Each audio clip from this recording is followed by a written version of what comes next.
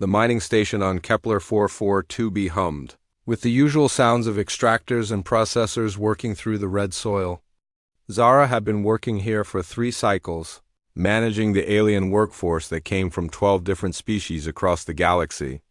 The pay was good, and the isolation suited her perfectly after the disaster on her homeworld. She noticed the human on his first day. Marcus Chun, according to his work permit. He looked ordinary enough, average height, brown hair, quiet demeanor. Humans were rare out here in the Outer Rim territories. Most species considered them too fragile for heavy labor, too short-lived to be worth the investment in training. But Marcus had somehow gotten himself assigned to the deep shaft operations, the most dangerous work on the station. "You sure about this placement?" Zara asked Overseer Keth, a massive Thurian whose 4 arms made him perfect for managing multiple operations simultaneously. "Humans break easy. I've seen it before." Keth's mandibles clicked in what passed for a shrug among his species. "Orders came from corporate. Something about diversity quotas. Just keep him alive long enough to transfer out." Marcus worked without complaint. While other species took regular breaks, the crystalline Vorthok needed to recharge under heat lamps. The Gek required atmospheric adjustments every few hours. Marcus simply continued working. He operated the heavy machinery with surprising skill, his movements efficient and precise. What puzzled Zara most was how the other workers reacted to him. The Borvanian crew, known for their aggressive territorialism, gave him respectful space. The Zenthari, who typically dominated through intimidation, seemed almost cautious around the quiet human. Even the Drak, predators by nature, watched him with what could only be described as wariness. "Why do they act like that around him?" Zara asked Dr. Yellen, the station's Altarian medic, during their weekly safety review. Dr. Yellen's large, black eyes blinked slowly. "You do not know human history?" "I know they're from some backwater planet that joined the Galactic Council recently.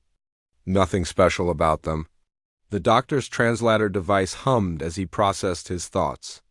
"Perhaps you should research more carefully. Humans are complicated."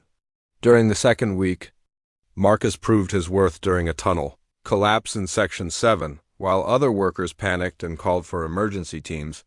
He calmly assessed the situation, directed the evacuation, and managed to extract 3 trapped Zenthari workers using nothing but standard equipment and clever engineering. The rescue took 4 hours, and Marcus worked without stopping once. "Impressive work down there," Zara told him as he emerged from the shaft. "Covered in dust but otherwise unharmed," Marcus nodded politely. "Just did what needed doing." Most humans would have waited for the emergency team. Something flickered across Marcus's face, too quick to interpret.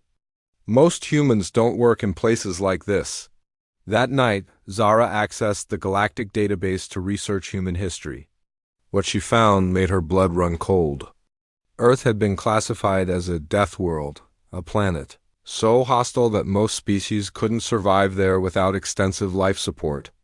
Extreme weather, dangerous wildlife, natural disasters, and somehow humans had not just survived, but thrived. The military records were even more disturbing. Humans had been involved in only 3 major conflicts since joining the Council, but in each case they had performed far beyond statistical predictions. Their casualty rates were lower, their adaptation rates higher, and their tactical flexibility was off the charts. One report noted that human soldiers seemed to treat warfare as just another problem to solve. But it was the psychological profile that truly concerned her. Humans possessed something the report called adaptive stress response, the ability to function, normally under conditions that would break most species mentally. They didn't just endure trauma, they learned from it, became stronger. The report concluded with a note that made Zara's hands tremble: recommend against prolonged isolation with human subjects. Their true nature often remains hidden until triggered by extreme circumstances. Over the following days, Zara found herself watching Marcus more carefully. He remained polite and professional, but she began to notice things she had missed before. The way he moved was too fluid, too controlled. His reaction time was faster than it should be. When equipment malfunctioned or emergencies arose, He responded with a calm efficiency that seemed almost unnatural. The other workers had definitely noticed too. Conversations would pause when Marcus entered a room. The Borvanian crew chief Grex, who had initially dismissed Marcus as soft prey, now spoke to him with obvious respect. Even Overseer Keth had begun consulting Marcus on complex operations, despite the human's junior status. He's not what he seems. Dr. Yellen warned her after Marcus had successfully diagnosed and repaired a critical life support failure that had stumped the engineering team. None of them ever are. Zara wanted to dismiss the doctor's concerns, but she couldn't shake the feeling that something was building. The station had been dealing with increasing problems, equipment failures, supply delays, and rumors of pirate activity in the nearby shipping lanes. The corporate response had been to cut costs and increase quotas, pushing everyone to work harder under more dangerous conditions. Marcus adapted to each new challenge without complaint. But Zara noticed subtle changes in his behavior. His movements became more economical, his awareness more acute. He seemed to be assessing everything and everyone around him, as if preparing for something. The breaking point came during the night shift of the third week. Proximity alarms began screaming throughout the station, and emergency lights bathed everything in red. Zara rushed to the command center to find chaos. 6 ships had dropped out of hyperspace and were moving toward the station. Pirates, heavily armed, and they were jamming all communications to the outer systems. "We're on our own," Overseer Keth announced grimly. "Security team is 20 minutes out, minimum." That's when Zara noticed Marcus standing near the back of the command center. His entire demeanor had changed. The quiet, unassuming maintenance worker was gone, replaced by something else entirely. His posture was different, coiled, ready. His eyes were scanning displays and calculating angles with the intensity of a predator, evaluating prey. For the first time since meeting him, Zara understood why the other workers had been so cautious around the human. Whatever Marcus really was, it wasn't what he had been pretending to be. The pirate ships moved into attack formation with practiced precision. Zara counted their weapons: plasma cannons, missile pods, and what looked like boarding tubes designed to latch onto the station's hull. The mining station had minimal defenses, just basic shields and a few maintenance drones. They were designed to process ore, not fight wars. "They're demanding surrender," the communications officer reported, his voice shaking. "Standard pirate protocol. They want the refined platinum and rare earth stockpiles." Overseer Keth's mandibles clicked rapidly in distress. "We cannot resist 6 ships. The shields will hold for perhaps 10 minutes under sustained fire." Marcus stepped forward from the back of the command center. "What's the station's defensive capability?" "Minimal," Keth replied, surprised by the question. "Some industrial lasers that could be repurposed, emergency bulkheads, basic life support isolation systems, crew manifest? 237 workers from 14 species. Why do you ask?" Marcus was studying the tactical display with intense concentration. "Mining charges inventory? Enough to clear 6 new tunnels, but I fail to see how explosives will help against starships." Something had fundamentally changed in Marcus's bearing. He moved with purpose now, his previous humble demeanor completely abandoned. When he spoke, his voice carried an authority that made even Overseer Keth listen. "I need access to the industrial fabrication units, the mining drone command systems, and a complete layout of the station's power grid." "You are maintenance crew?" Keth protested. "This is not your responsibility." Marcus turned to face the Overseer directly. For the first time, Zara saw something dangerous flicker in his eyes. "Sir, with respect, you have 6 minutes before they start cutting through your shields. After that, they'll breach the hull and take what they want anyway. Some of your crew won't survive that process." The cold calculation in Marcus's voice sent chills through Zara. This wasn't panic or bravado. This was the voice of someone who had done this before. "What do you propose?" she found herself asking. Marcus was already moving toward the fabrication control panels. His fingers flew over the interface with startling expertise. Pirates operate under specific assumptions. They expect minimal resistance from civilian targets. They don't expect Coordinated defense from what appears to be a helpless mining operation. We are a helpless mining operation, Dr. Yellen pointed out. No, Marcus replied without looking up from his work. You're an industrial facility with fusion reactors, heavy machinery, explosive materials, and a workforce that includes some of the galaxy's most physically capable species. You just haven't thought of it in military terms. The main display showed the mining drones responding to new commands. Instead of continuing their usual or collection routes, they began moving toward specific positions around the station's exterior. Marcus had somehow reprogrammed them through the fabrication interface. What are you doing? Zara demanded. Improvising. Marcus's hands moved across multiple control panels simultaneously. The drones are equipped with cutting lasers for mining operations. With minor modifications to their focusing arrays, they become weapons platforms. The mining charges can be rigged as proximity mines. The station's power grid can be rerouted to overload specific systems at precise moments. Overseer Keth was watching the tactical display with growing amazement. This is impossible. Those systems were not designed to interface this way. They weren't designed for combat, Marcus agreed. But the underlying technology is adaptable if you understand the principles. He paused in his work to look at the assembled command crew. I need volunteers for a boarding defense team. Boarding defense? Keth's voice climbed higher. You expect us to fight pirates in hand-to-hand combat? I expect you to help me turn this station into something they're not prepared to handle. The Borvanian crew chief Grex stepped forward. His species was naturally aggressive and physically powerful. What do you need us to do, human? Marcus outlined his plan with the efficiency of a military briefer. Teams would be positioned at strategic points throughout the station. Emergency bulkheads would be sealed in specific patterns to channel boarding parties into predetermined kill zones.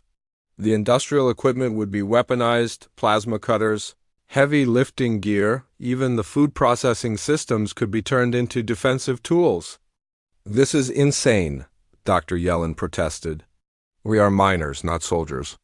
Today you're whatever keeps you alive, Marcus replied grimly. The pirates will breach the hull in 4 locations based on their approach vector. They'll expect panicked civilians. Instead, they'll find coordinated resistance using tactics they've never encountered. Zara found herself caught between terror and fascination. The quiet maintenance worker had vanished completely, replaced by someone who clearly had extensive military experience. Where did you learn to do this? Marcus paused for just a moment, and Zara saw something raw and painful flash across his face. Earth had some difficult neighbors before we joined the council. The proximity alarms intensified as the pirate ships moved closer. Marcus's improvised defense network was coming online, mining drones repositioning themselves for optimal firing angles, explosive charges being distributed according to carefully calculated blast patterns, and crew teams moving into position, with industrial equipment that had been hastily converted into weapons. 60 seconds to contact, the communications officer announced. Marcus stood at the command center's main console, his demeanor completely transformed. Gone was any pretense of being a simple worker. This was someone who had planned battles, who had seen combat, who understood violence in ways that most civilized species never would. Remember, he told the assembled crew over the intercom, they're expecting easy targets. Give them the hardest fight of their lives. The pirate ships opened fire. The station's shields flared and began to buckle under the sustained plasma bombardment. But Marcus's mining drones were already moving, their cutting lasers recalibrated for combat. The first pirate ship suffered a critical power loss as 3 drones coordinated their fire on its engine section. Impossible, Overseer Keth breathed. Those drones should not be capable of such precision. They're not, Marcus replied calmly, his hands dancing across multiple control interfaces. But they don't need to be if you calculate the targeting solutions manually and feed them real-time corrections. A second pirate ship moved to flank the station, only to fly directly into one of Marcus's improvised minefields. The explosion sent debris scattered across space and forced the remaining ships to recalculate their approach. They're adapting. Faster than expected, Marcus muttered, studying the tactical display. Professional crew, not standard raiders. The lead pirate ship managed to lock its boarding tube onto the station's hull despite the defensive fire.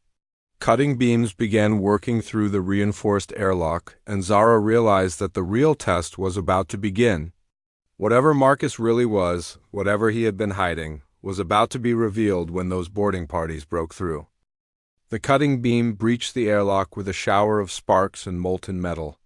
Emergency alarms screamed throughout the station as atmosphere began venting into space before the emergency seals activated. Marcus watched the breach point on his display, his expression eerily calm. "First boarding party coming through airlock 7, he announced over the intercom. Teams 3 and 4 remember the timing sequence. Zara had positioned herself in the command center with Dr. Yellen and Overseer Keth. But she could see Marcus's defensive plan unfolding through the security cameras. The pirates came through the breach expecting panicked resistance or cowering civilians. Instead, they found something unprecedented. The boarding party consisted of 8 heavily armed Kravik mercenaries, a species known for their brutality and efficiency in close combat. They moved in professional formation, weapons ready, expecting minimal opposition from mining workers. What they got was a carefully orchestrated ambush. Grex and his Borvanian crew had positioned themselves in the maintenance shafts above the main corridor. As the pirates advanced, industrial plasma cutters designed for ore processing began slicing through the deck plating beneath their feet. The Kravik leader barked orders in their guttural language, trying to maintain formation while the floor literally dissolved around them. At the same time, Teams 3 and 4 activated Marcus's timing sequence. Emergency bulkheads slammed shut at precise intervals, separating the boarding party and channeling them into a narrow corridor, where the Xanthari workers waited with mining equipment converted into weapons. The heavy gravity hammers used for breaking rock proved devastatingly effective against body armor. How did he know they would move in that exact pattern? Dr. Yellen asked, watching the battle unfold on the screens. Experience, Marcus replied grimly, his attention focused on coordinating the defense. Kravik tactics are predictable if you've fought them before.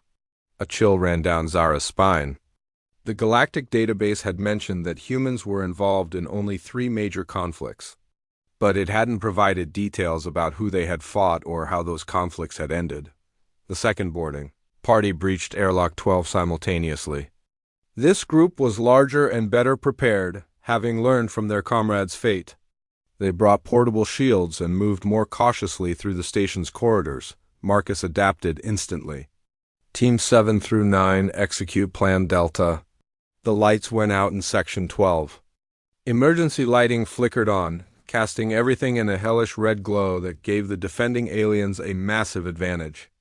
The Drac workers, with their enhanced night vision, struck from the darkness like phantoms. Their natural hunting instincts, combined with Marcus's tactical coordination, turned the corridors into a nightmare for the invading pirates.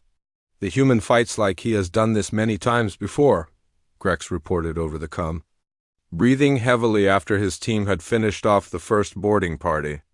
His strategies are not those of a civilian. Marcus was already tracking the third breach attempt on the far side of the station. Teams 1 and 2, prepare for a heavy assault. They're bringing shaped charges.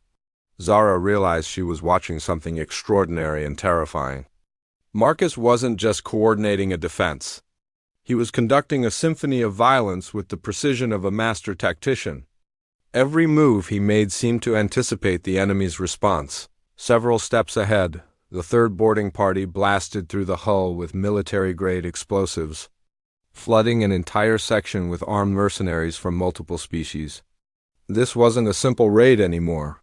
The pirates had escalated to full military assault. 60 hostiles in Section 4, Marcus reported, studying his displays. Mixed species, professional equipment. They're not taking any more chances. We cannot hold against those numbers, Overseer Keth said, his forearms gesturing frantically. This is beyond our capabilities. Marcus turned from his console, and Zara saw something in his eyes that made her blood freeze. Gone was any pretense of humanity as she understood it. This was the look of a predator that had been challenged and found the experience ... familiar. Overseer, with respect. You don't understand what humans are capable of when we stop pretending to be civilized. He activated a new sequence on his control panel, and Zara watched in horror as the mining operations' main fusion reactor began redirecting power through systems that weren't designed to handle such massive energy loads. The station's artificial gravity fluctuated wildly as Marcus rerouted power to the industrial fabrication units. "What are you doing?" Dr. Yellen demanded, leveling the playing field. The fabrication units, designed to process raw materials into finished components, began producing something that definitely wasn't mining equipment. Marcus had somehow programmed them to create crude but effective explosive devices using the station's industrial materials. "You cannot manufacture weapons without authorization," Keth protested.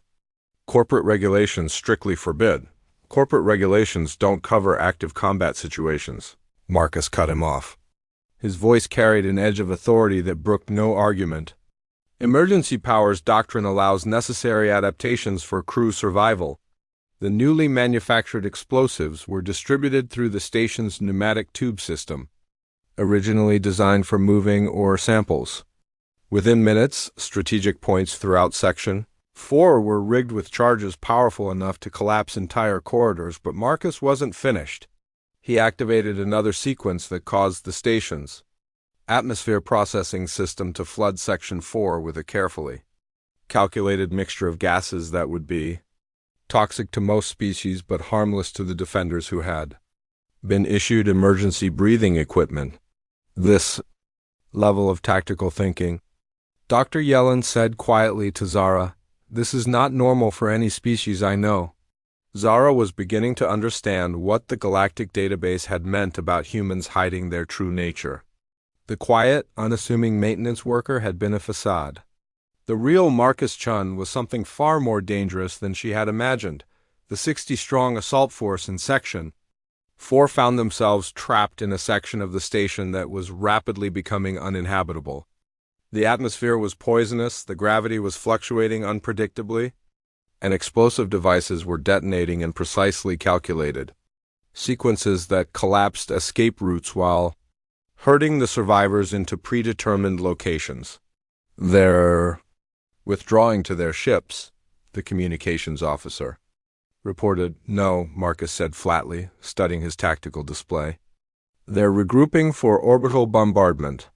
They can't take the station intact, so they'll try to destroy it and salvage what they can from the wreckage." Zara felt her heart sink. "Can we stop that?" Marcus's expression was grim as he pulled up the external camera feeds, showing the pirate fleet repositioning for a devastating attack. "Not with what we have here." Then he paused, and something new appeared in his eyes. Something that made Zara realize that everything they had seen so far had just been the warm-up. "Actually," Marcus said slowly, "maybe we can?" Marcus moved to a control panel that Zara had never seen him access before, the station's deep core mining array. The massive drilling platform was designed to extract materials from the planet's crust, but Marcus began repurposing its systems with the same terrifying efficiency he had shown throughout the battle. "The core drilling system has a direct matter-energy conversion chamber," he explained, his fingers flying across interfaces that should have required multiple specialists to operate. "It's designed to break down planetary material at the molecular level for processing." "Yes," Overseer Keth replied nervously. "But those systems are sealed for safety reasons. The energy output could destroy the entire station." "Only if you don't know how to control the reaction." Marcus's hands paused over the final activation sequence. "On Earth, we had to learn to weaponize everything if we wanted to survive, including things that were never meant to be weapons." Dr. Yelon's large eyes widened in understanding. "You cannot be serious. That drilling array is not designed for... It's designed to project focused energy through planetary crust to depths of several kilometers," Marcus interrupted. "With some modifications, it can project that same energy through space to a range of approximately 50,000 kilometers." Zara felt the blood drain from her face as she realized what Marcus was suggesting. "You want to turn a mining laser into a ship killer weapon?" The pirates are positioning themselves in a standard bombardment formation, Marcus replied, studying the tactical display. They're assuming we have no offensive capability beyond our improvised drone defense. They're wrong. The modifications Marcus made to the drilling array were unlike anything Zara had ever seen. He bypassed safety systems that had been designed by the galaxy's best engineers, rerouted power flows that should have been impossible, and somehow synchronized the entire system to operate far beyond its intended parameters. This will only work once, he warned. The system will burn out completely after a single shot. And if I miscalculate the power flow, we'll vaporize ourselves instead of the target. Then perhaps we should not attempt this, Keth suggested desperately. Marcus looked at the overseer with something approaching pity. They're charging weapons for orbital bombardment. We have approximately 3 minutes before they reduce this station to debris. This is our only option. The mining array began powering up with a sound like controlled thunder. Energy readings spiked across every display in the command center as fusion reactors diverted their entire output to the drilling system. The station's artificial gravity fluctuated wildly, and several non-essential systems shut down automatically to prevent overload. Target selection, Marcus muttered, studying the enemy fleet formation. The lead ship has the heaviest armor and shields. The flanking vessels are faster but more lightly protected. He chose the lead vessel, a massive Kravik destroyer that was probably worth more than the entire mining station. His targeting solution required calculations that should have taken a team of specialists several hours to complete, but Marcus worked through them in minutes. How do you know how to do this? Zara asked, unable to contain her curiosity any longer. Marcus paused in his work, and for a moment, his expression became distant. Before we joined the Galactic Council, Earth was isolated in a very dangerous part of space. We had neighbors who didn't believe in diplomacy. We learned to fight with whatever we had because the alternative was extinction. The drilling array reached full power. Warning alarms streamed throughout the station as energy levels climbed beyond anything the station had been designed to handle. On the external cameras, Zara could see the massive drilling platform rotating to aim at the pirate fleet. "Firing solution locked," Marcus announced. "All hands brace for recoil." The mining laser fired. The beam itself was invisible in space, but its effects were immediate and catastrophic. The lead pirate ship's shields flared and collapsed within seconds. The focused energy beam, designed to cut through planetary crust, sliced through the destroyer's hull like a blade through paper. Secondary explosions rippled through the ship as vital systems overloaded, and within moments the massive vessel broke apart in a brilliant fireball. The remaining pirate ships scattered in panic. Their formation dissolved as each vessel tried to escape what they clearly perceived as a military-grade weapons platform. The mining station, which they had dismissed as a helpless civilian target, had just destroyed their most powerful ship with a single shot. "Impossible," Dr. Yellen breathed, staring at the tactical display. "Mining equipment cannot perform at such levels." "It can if you understand the underlying physics and don't worry about safety margins," Marcus replied grimly. Warning lights were flashing across his control panel as the drilling array began shutting down. Smoke was rising from several overloaded systems. Though, as I predicted, the system is completely burned out now. The surviving pirate ships were already jumping to hyperspace, apparently deciding that whatever treasures the mining station contained weren't worth facing an opponent who could destroy capital ships with improvised weapons. "They're gone," the communications officer reported. His voice filled with disbelief. The command center erupted in celebration as workers from a dozen different species cheered and embraced. They had survived an attack that should have destroyed them all. But Zara found herself staring at Marcus, who stood quietly amid the chaos, looking more exhausted than triumphant. "You saved us all," she said finally. Marcus shrugged, but the gesture seemed heavy with unspoken weight. "I did what was necessary." "That wasn't just tactical skill," Zara pressed. "You've done this before." "Many times." For a long moment, Marcus didn't respond. When he finally spoke, his voice was quiet enough that only she could hear. Earth's first contact with the galaxy wasn't through the Galactic Council. We met the Kravik Dominion 50 years before we ever heard of peaceful cooperation between species. They decided we were a primitive species perfect for slave labor. Zara felt a chill run through her as she began to understand. What happened? We taught them that humans don't make good slaves. Marcus's expression was grim. The war lasted 12 years. By the end, the Kravik Dominion had lost 2/3 of their fleet and half their territory. We didn't just defeat them, we broke them so completely that they never recovered. The Galactic database said humans were only involved in 3 conflicts. Official conflicts, Marcus corrected. The Council doesn't keep records of what happened before first contact. Earth's military history is ... extensive. We've been fighting wars since before we discovered fire. When we finally reached the stars, we brought that experience with us. The celebration around them continued, but Zara felt as though she was seeing Marcus clearly for the first time. Not a maintenance worker, not even just a veteran. This was someone who represented something far more dangerous than most of the galaxy realized. "Why are you here?"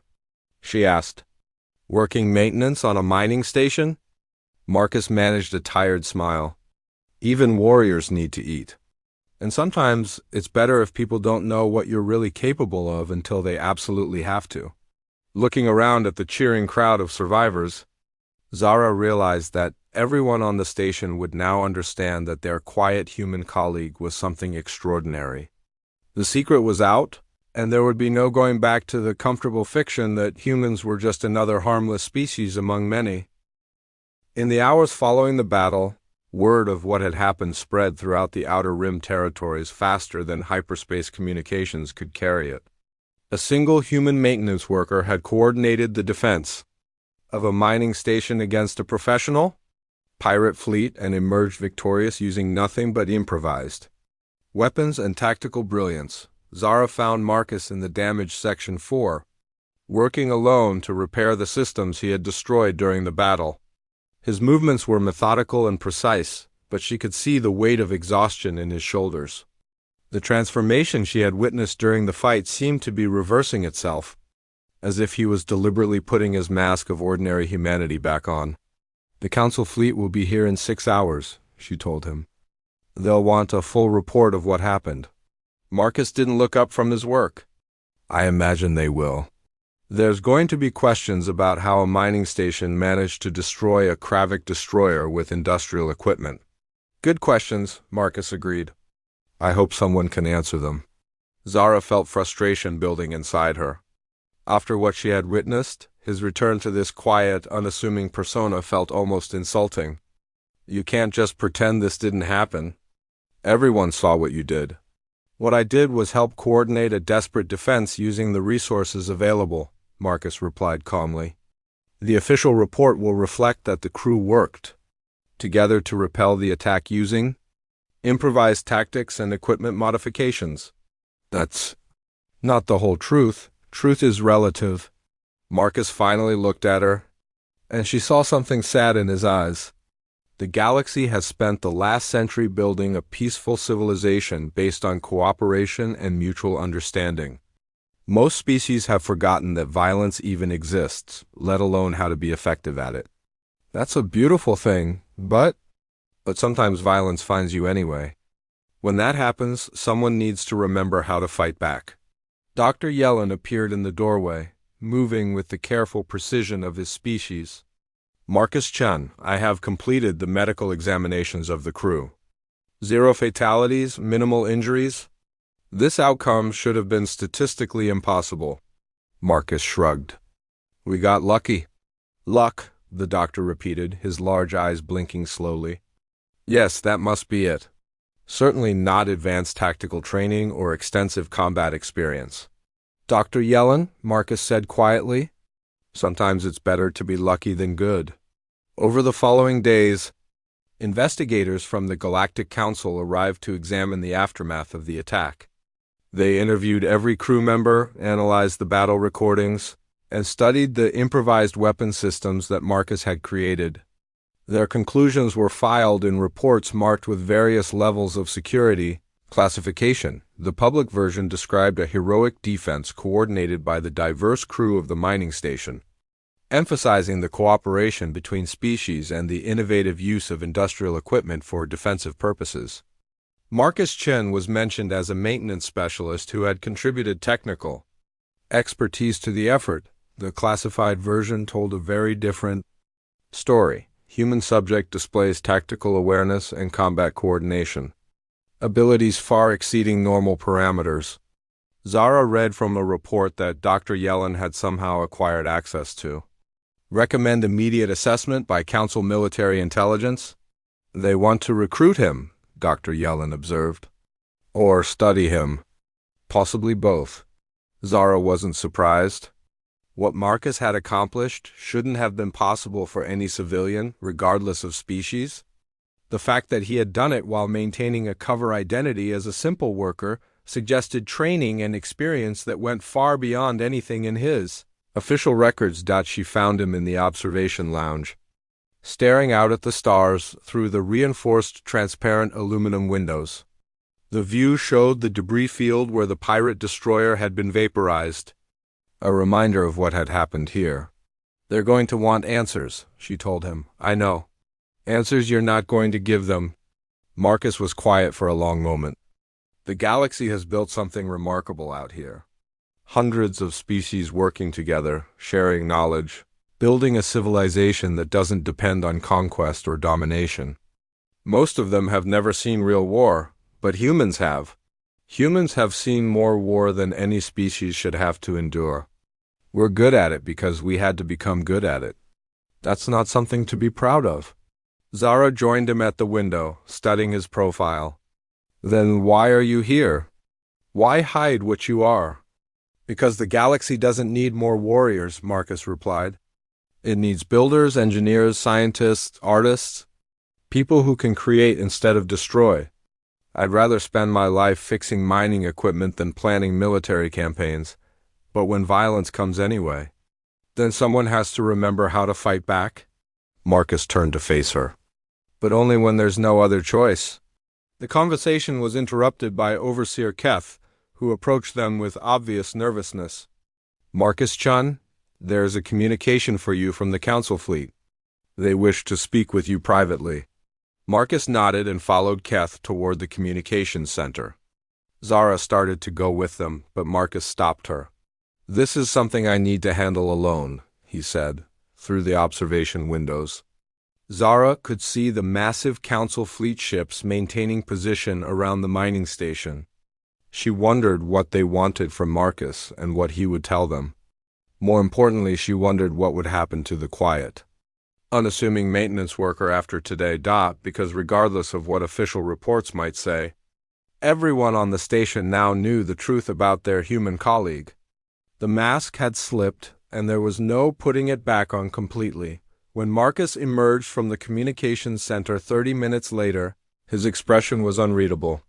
Keth was nowhere to be seen, and the other crew members gave Marcus respectful distance as he walked through the corridors.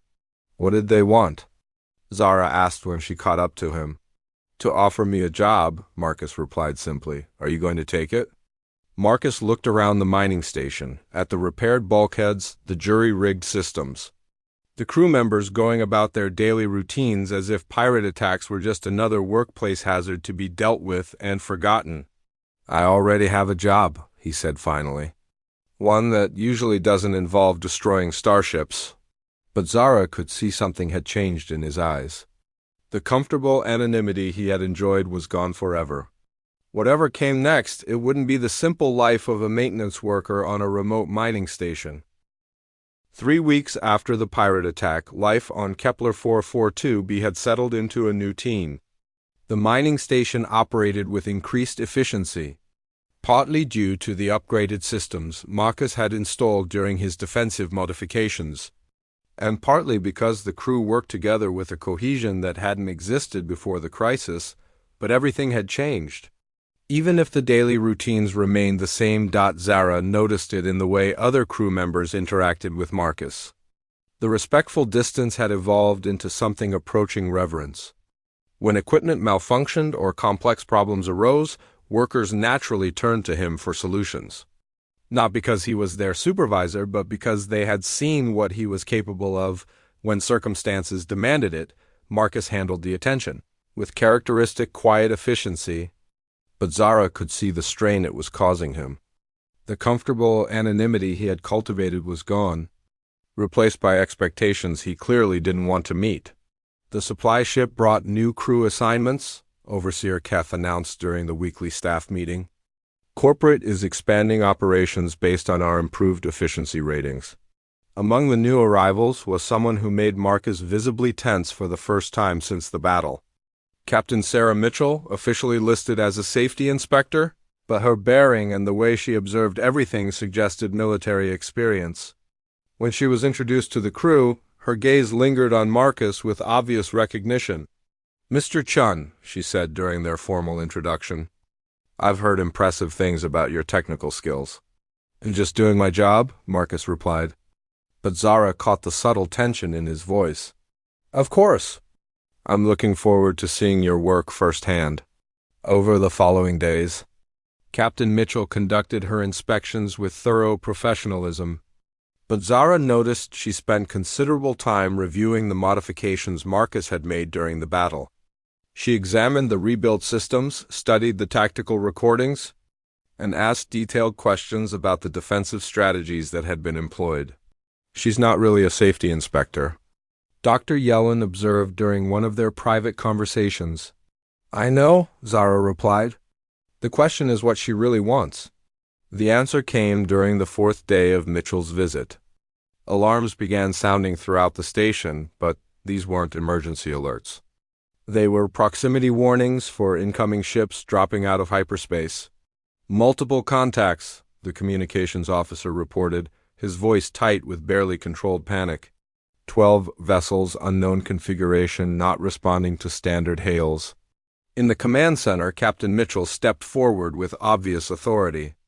"All crew, this is Captain Mitchell. I am assuming emergency command of this station under Council Directive 77 Alpha." Zara felt cold dread settling in her stomach. Council Directive 77A was only invoked when hostile alien forces threatened Galactic Council territory. "The incoming fleet consists of Zirathi assault ships," Mitchell continued. "They are a species that exists outside Council authority and considers all inhabited systems to be legitimate targets for conquest." Marcus appeared in the command center, moving with the same focused intensity Zara had witnessed during the pirate attack. But this time, Captain Mitchell was watching him with obvious expectation. "Mr. Chun," Mitchell said formally, "I'm requisitioning your expertise for the defense of this station." "I'm maintenance crew," Marcus replied. But the protest sounded hollow even to Zara. "You're a graduate of Earth's Special Warfare Command, with commendations for tactical innovation during the Kravik conflict, the Syndicate War, and the Outer Rim Pacification Campaign," Mitchell said calmly. "Your file makes for interesting reading." The command center fell silent as the implications of that statement sank in. Marcus wasn't just a veteran. He was apparently a decorated Special Forces operative with experience in conflicts that most of the galaxy didn't even know had happened. "The Zirathi fleet will arrive in 2 hours," Mitchell continued. "They're not pirates looking for easy plunder. They're a conquest force that will destroy this station and everyone on it unless we mount an effective defense." Marcus studied the tactical displays showing the approaching fleet. 12 ships, heavily armed, moving in formation that suggested coordinated military action rather than opportunistic raiding. "What resources do we have?" he asked finally. "The station's defensive improvements you installed after the pirate attack, plus a Council fast attack craft that I brought with me," Mitchell replied. "And whatever you can improvise from the industrial systems." "That's not enough to stop 12 warships." "No," Mitchell agreed. "But it might be enough to hold them off until the Council fleet arrives." Marcus was quiet for a long moment, studying the incoming threat assessment. When he spoke, his voice carried the authority of someone accustomed to making life-and-death decisions. "I'll need complete access to all station systems, authority to requisition any equipment or personnel, and no questions about methods." "Done." What followed was a masterclass in defensive preparation that made Marcus's previous improvisation look simple by comparison. He coordinated modifications to every system on the station, turning the entire mining operation into a fortress bristling with improvised weapons and defensive measures. The mining drones were upgraded with heavier, cutting lasers and coordinated into squadron formations. The station's power grid was rerouted to create overlapping shield generators using equipment salvaged from throughout the facility. Industrial fabricators began producing specialized ammunition for weapons that shouldn't have existed, but it was Marcus's strategic planning that truly impressed Zara. He didn't just prepare static defenses. He created a dynamic system that could adapt to changing tactical situations in real time. "You're not just a soldier," she realized, watching him coordinate multiple teams simultaneously. "You're a strategic planner." "I was," Marcus admitted, "before I decided I'd seen enough wars." The Zirathi fleet arrived exactly on schedule, dropping out of hyperspace in perfect formation and immediately beginning their attack. But instead of the helpless mining station they expected to find, they encountered something that had never appeared in their tactical databases. The battle that followed was nothing like the chaotic pirate raid. This was coordinated warfare between professional military forces, with Marcus demonstrating why Earth's warriors had become legendary throughout the sectors where they had fought. When the Council fleet finally arrived 6 hours later, they found the Zirathi force scattered and retreating, their invasion attempt shattered against defenses that should not have been possible for a civilian mining operation. In the aftermath, as damage reports were filed and injured crew members were treated, Captain Mitchell approached Marcus with a formal document. "Transfer orders," she said simply. "Earth Command wants you back." Marcus looked at the orders without opening them. "And if I refuse?" "Then you continue working maintenance on a mining station that will probably face monthly attacks now that word has spread about what happened here." Zara felt her heart sink as she realized the inevitable conclusion. Marcus's secret was out completely now. There would be no returning to quiet anonymity. "The galaxy's changing," Mitchell continued.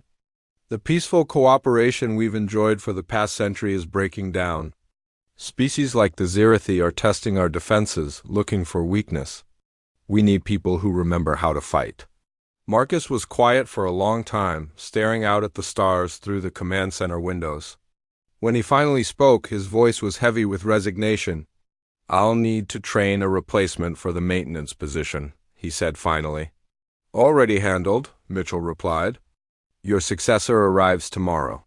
As the Council ships prepared to depart, taking Marcus with them, Zara found herself standing at the observation windows where they had spoken after the first battle.